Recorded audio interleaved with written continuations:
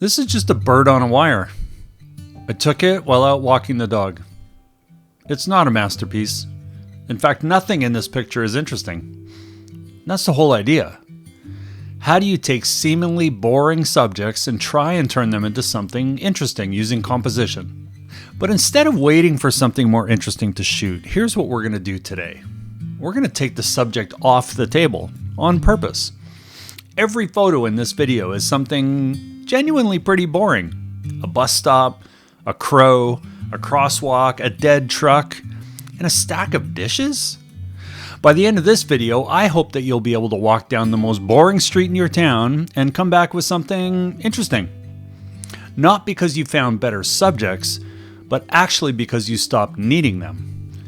So here's the framework I always have in mind when I'm shooting.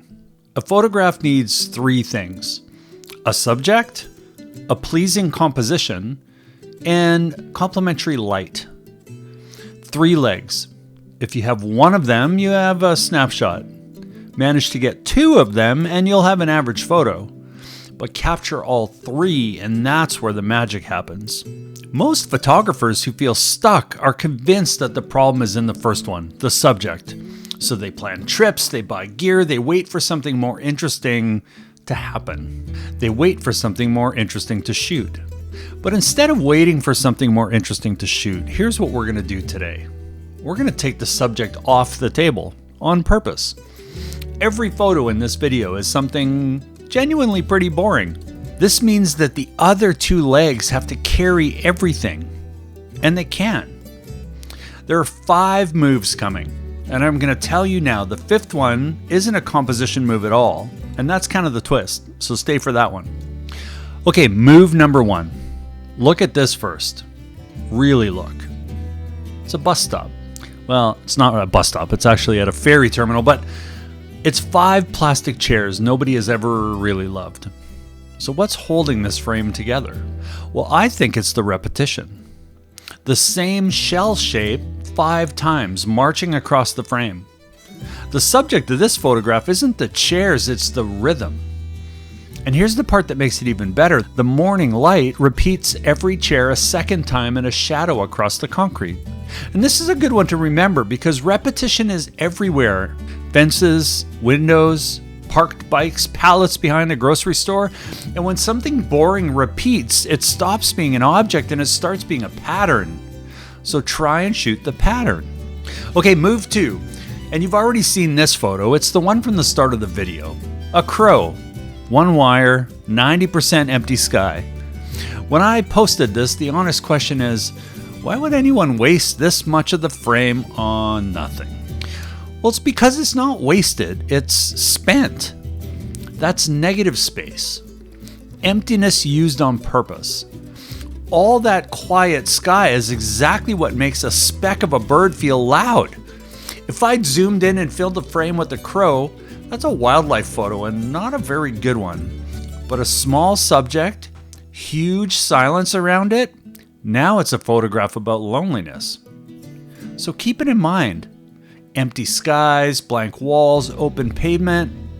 That's not the absence of a photo. That's what can actually be the opportunity. Move 3. This is a street corner.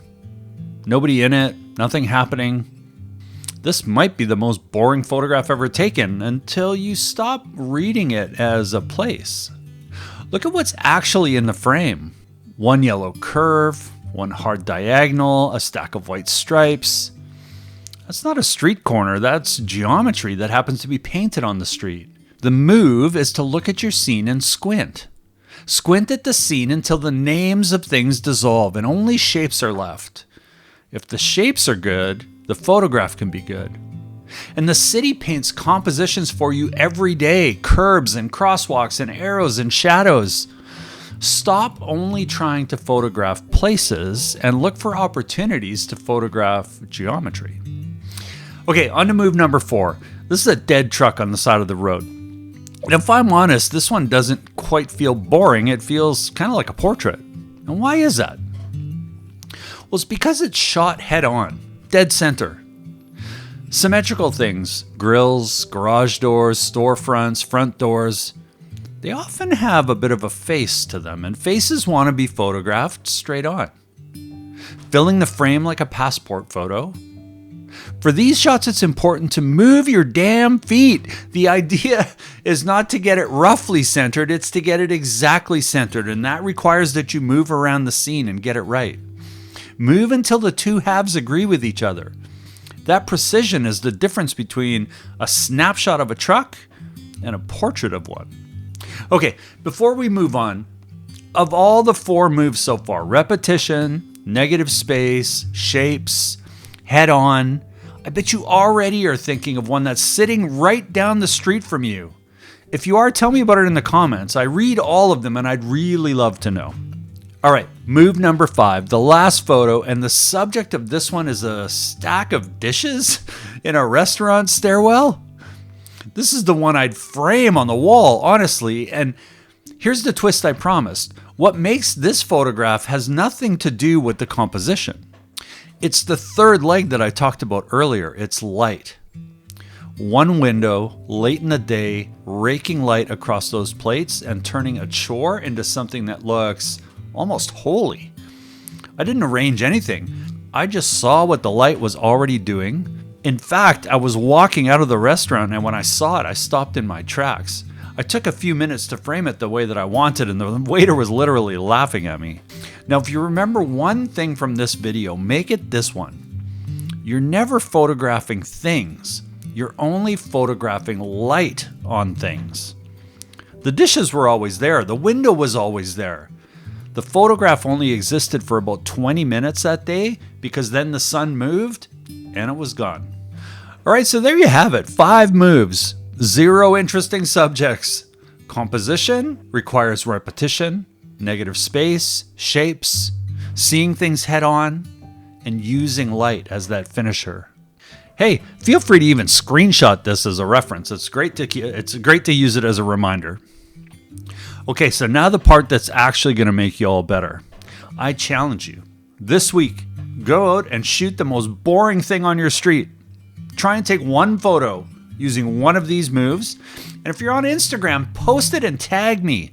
I'll feature all my favorites in a future video. And I genuinely want to see what your street looks like. Oh, and hey, if you enjoyed this video, I would really love it if you subscribe. This is a brand new channel for me, and I'm excited to share a lot more stuff with you in the future. So till next time, thanks for watching.